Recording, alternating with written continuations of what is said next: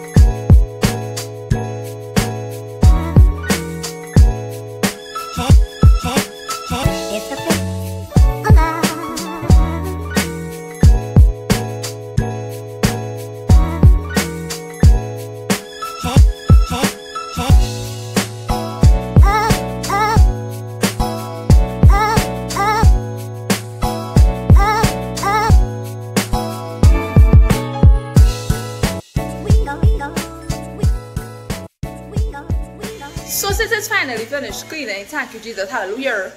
All I do is the bedroom, but that bedroom could be like 2 days before Christmas Eve, because we've always been in the bedroom, so you know, it will always get dusty, I think so. Yeah, so I'm gonna bathe and sing, and then I'm gonna come back and put up my Christmas tree and my Christmas decorations. So yes, I'm gonna see you all back when take out the Christmas tree and put it up and sing, and you know.